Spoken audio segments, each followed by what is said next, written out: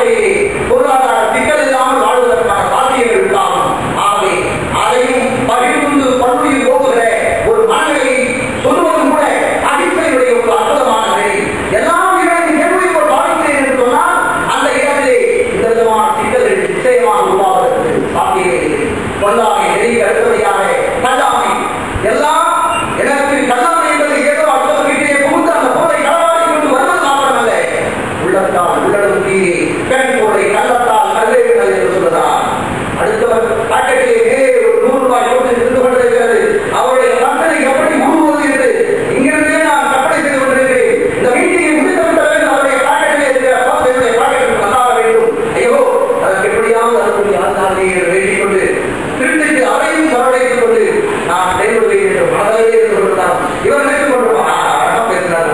நான் அடுத்த அடுத்த அடுத்த அடுத்த அடுத்த தலைமைகள் நான் தேர்வு வைக்க வைத்திருக்கிற நிலையை போராடி கொண்டிருப்பவர்கள் வாழ்க்கையிலே இருக்கிற அத்துணை மனிதர்களுமே போராட்டத்திலே தான் வாழ்க்கையை வந்து கொண்டிருக்கிறோம். யாரே ஒருவர் சுகமான வாழ்க்கையை வந்து கொண்டிருக்கிறோம் என்று சொன்னால் நிச்சயமாக கிடையாது. ஒன்று அன்றாட தேவைக்காக போராட்டம், இன்னொன்று எதிர்கால தேவைக்காக போராட்டம், அடுத்த தலைமைக்காக போராட்டம் என்று சொல்லி தோட்டமிருந்து காலையிலிருந்து இரவு படுத்த வரையே போராட்டம் போராட்டம் போராட்டம் என்று போராட்டத்திலே நம்முடைய வாழ்க்கை நடந்து கொள்வார்கள். தேவைக்கு மிகுதியாக சம்பாதித்து தன்னுடைய 33 வயதை உலக நாடுகளிலே பல்வேறு நாடுகளை தன்னுடைய கடமைக்கு கொண்டு வந்த மாவீரர் நரேந்திரன் சொன்னார், நான் இறக்கும் தருவாயே உலகளாவிய நாடுகளிலே இருக்கிற மிகச்சிறந்த மருத்துவ வல்லுநர்கள் என்னுடைய உலகை கொடுத்த சுமப்பவராக இருக்க வேண்டும். உலகளாவிய நாடுகளிலே இருந்து கொண்டிருக்கிற மிகப்பெரிய மருத்துவ வல்லுநர்கள் என்னுடைய உலகை சுமப்பவராக இருக்க வேண்டும். என்னுடைய சொத்துக்களை எல்லாம் இந்த நாட்டுக்கு தேசத்தை வாழ்ந்து கொண்டிருக்கிற மனிதர்களுக்கு ஆனால் வாழ வழியே இல்லை என்று சொல்வதற்கான சாத்தியங்களே நிச்சயமாக கிடையாது. உண்மையான முயற்சிகளை மேற்கொண்டு வந்த பொழுது சமண தத்துவம் சொல்லியிருக்கிற இல்லற தர்மத்திலே ஒரு மனிதன் வாழ வேண்டிய நெறிகளை சொல்லியிருக்கிற அந்த நெறிகளோடு ஒவ்வொரு நாள் இரவும் நம்மை நாமே செய்து கொள்கிற பொழுது எழுதுகிற பொழுது நம்முடைய மேல் நோக்கி செல்வதற்கான அற்புதமான வழியாக அமைகிறது என்பதை இரண்டு விதமான கருத்துக்களுக்கு இடமே இல்லை. இந்த பாதையை தான் இன்றைக்கும் சற்றொப்ப 2000 ஆண்டுகளுக்கு முன்னாலே இந்த தமிழ் மண்ணிலே நாமெல்லாம் வடதேசத்திலே இருக்கிற தமிழகத்திலே மத்திய பிரதேசத்திலே ராஜஸ்தான் மாநிலத்திலே இருக்கிற பல்வேறு நம்முடைய புனித தலைகளை தரிசிக்கிற பாட்டுகிற ஆர்வத்திற்கு இந்த தமிழ் மண்ணிலே இருக்கிற அற்புதமான மலைகளிலே புரிந்திருக்கிற நம்முடைய மகாபுரத்தில் கவனோட்டி அந்த இடங்களை நாங்கள் பார்ப்பதற்கு ஆர்வம் கொண்டவர்களாக இருக்கிறோமா என்று சொன்னால் அந்த ஆர்வத்தினுடைய அளவு மிக மிக பரவலாக இருந்து கொண்டிருக்கிறது. செஞ்சி பகுதியிலே விழுப்புரம் மாவட்டத்திலே மிக அருமையான கிட்டத்தட்ட 37-38 அற்புதமான இடங்கள் இருந்து கொண்டிருக்கின்றன. இன்றைக்கு தமிழ் மொழிக்கு செம்மொழி என்கிற அங்கீகாரம் அந்தஸ்தும் கிடைப்பதற்கு ஒரே ஒரு காரணமாக எவ்வளவு நகரத்தாக இருந்து கொண்டிருக்கிற சுவாமி கல்வெட்டுகள் இன்றைக்கு உருந்த காலத்தை சாதனை இந்த நாட்டினுடைய தமிழ் மாநிலத்தினுடைய கிட்டத்தட்ட 400 இடங்களில் இருந்து கொண்டிருக்கிற சுவாமி கல்வெட்டுகளே கிட்டத்தட்ட 380 இடங்களுக்கு மேலான கல்வெட்டுகள் சமண கல்வெட்டுகள் சுவாமி கல்வெட்டுகள் அந்த அற்புதமான விஷயத்தை செய்திருக்கிற மாவீரர்கள் அந்த இடங்களெல்லாம் அங்கிருந்த எல்லா வீரர்களையும் சமமாக பாவித்து அங்கே மருத்துவ குழந்தைகளை வைத்து மருத்துவ தேவை செய்திருக்கிறார்கள். மிகப்பெரிய பள்ளிகளை உருவாக்கி அங்கே அரசியல்களை எல்லாம் உதவி செய்திருக்கிறார்கள். வாழ்வியல் நெறிகளை காட்டியிருக்கிறார்கள். அவர்கள் படுத்து அந்த உலகிலே அவர்கள் வாழ்ந்து அந்த உரைகளை தரிசிப்பதும் அந்த இடங்களை சுத்தம் செய்வதும் அந்த கிராமங்களிலே வாழ்ந்திருக்கிற அந்த மனிதர்கள் எல்லாம் எடுத்து வைத்து இதை பாதுகாக்க வேண்டிய முக்கியமான விஷயத்தை இந்த மாநில அதிகாரிகளுக்கும் மாநில அரசாங்கத்திற்கும் செய்ய வேண்டிய கடமைக்கு உட்பட்டவர்களாக நாங்கள் கொண்டிருக்கிறோம்.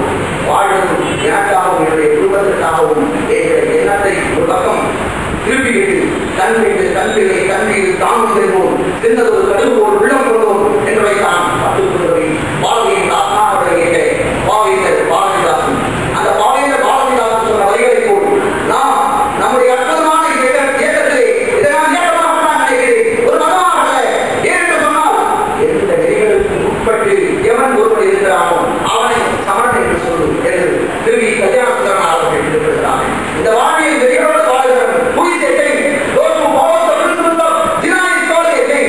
ஜினம் சொல்லியிருக்கிற அந்த பாதையை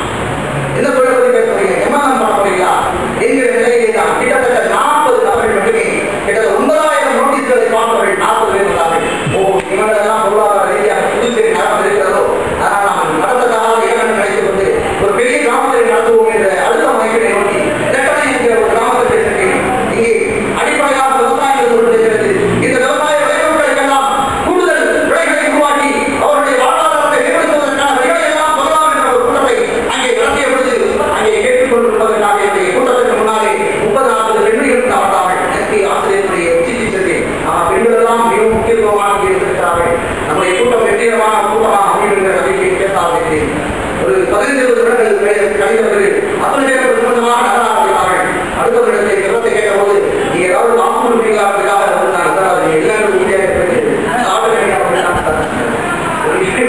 நான் யாரையும் கல்யாணம் வெளியே அதுவும் தமிழ் மனதாக உனக்கு பொருட்படுத்தவில்லை. நீ உன்னுடைய கடமை செய்கிறாய். கூட்ட 15 அதை பற்றிய விஷயத்தை பார்த்தார்கள். அப்படி அந்த இடத்தை இருக்கிறது இல்லை சமயம் சார்ந்த ஒரு விஷயத்திற்காக நம்முடைய உழைப்பை நோக்கலாம் என்று அந்த மேற்கு தாமரை நடத்தி விடுது 27 நபர்களும் கிட்டத்தட்ட தேவையில்லாத நிலையை என்றவர்கள் இருந்தார்கள். நாம் முழுமையாக நம்பிய விஷயம் சமணத்தை 300 விழுக்காட்டுக்கும் கூடுதலானவர்கள் பொருள் ரீதியாக வளமாக இருக்கிறார்கள். அந்த தமிழர்களுக்கு கூட இது சம்மந்தமில்லாத விஷயத்தை நான் தேவையில்லாமல் நினைக்கிறேன். ஆனால் இரண்டே நண்பர்கள் எல்லாம் நீங்கள் தவறாக நினைத்துக் கொண்டிருக்கிறீர்கள். கிட்டத்தட்ட 50 விழுக்காட்டுக்கும் மேலானவர்கள் இன்றைக்கும் பொருள் ரீதியாக கீழான நிலையை தான் இருந்து கொண்டிருக்கிறார்கள் என்று சொன்னார்கள். புரியவில்லை. இப்படியும் இருக்கிறது. அங்கே கேட்டவர்கள் பக்கத்தை சொன்னார்கள். நேற்று நம்முடைய கூட்டத்தை நடத்தினீர்கள். நீங்க வடவாசிக்கு வாருங்கள். இன்றைக்கு பாப்பாத்தை திருப்பி இன்றைக்கு மற்றவர்களுடைய ஒரு கேபிட்டல் என்று சொன்னால் அந்த வாசி அங்கே வந்து நடந்தது. நாங்கள் என்னுடைய கட்டடத்தை இடத்தில் பார்த்து என்று சொன்னார்கள். அங்கே போனது 14 நபர்கள். அந்த 14 பேருக்கு என்றால் சக வசதிகளோடு இருந்தவராக 14 நபர்கள் இருந்தார்கள். அதோடு என்னுடைய அந்த திட்டங்களை எல்லாம் ஏழை மூட்டையை திருப்பி கொண்டிருக்கு. இனிமேல் இந்த மாதிரியான பாதை கண்டிப்பாக வராது. இன்றைக்கு நாம் அடுத்தவர்களுக்கு சொல்லுகிற கல்விக்கு ஆட்பட்டவன் இல்லை. நமக்கே அந்த கல்வி இல்லாத பொழுது அதை பற்றி எல்லாம் பேசுகிற அழகை சுத்தமாக இல்லை. முதலில் முன்னைக்கு திரும்பிப்பார். இது ஆசிரியமா என்று உணர்ந்துவா. நமக்கு இல்லாத விஷயத்தை எல்லாம் பாவனை என்று பேசினார் கூட ஐயா ஐயா வீட்டிருக்கிறவர் நேரமாசிரியர் நிலைவிடும். ஆகவே ஏற்கனவே சொல்லுகிறேன் என்று சொன்னால் உண்மையை பார்த்து இனத்தை கூட தமிழர்களும் ஏழைகளே இல்லாத ஒரு தொழிற்சங்கம் உருவாக வேண்டும் என்கிற ஆவணங்களுடைய கருத்தை ஈடுபட்டிருக்கிறது. அத்தகைய ஒரு பலமான கலையை உருவாக வேண்டும் என்ற என்னுடைய படிப்புகள் வீணாகி கொண்டிருந்தால் கூட மீண்டும் அந்த பாதையோடு யாராவது பயணிக்க தயாராக இருந்தால் அவர்களுக்கு பின்னால் வரவும் நான் சுத்தமாக இருக்கிறேன் என்கிற கனிவான செய்தியை சொல்லி மாதந்தோறும் முதல் ஞாயிறு இந்த விழுப்புரம் மாவட்டத்தை தொண்டை மண்டலத்துடைய 2வது பகுதியாக வழங்கிக் கொண்டிருக்கிற தொண்டை மண்டல பகுதியை பல்வேறு அற்புதமான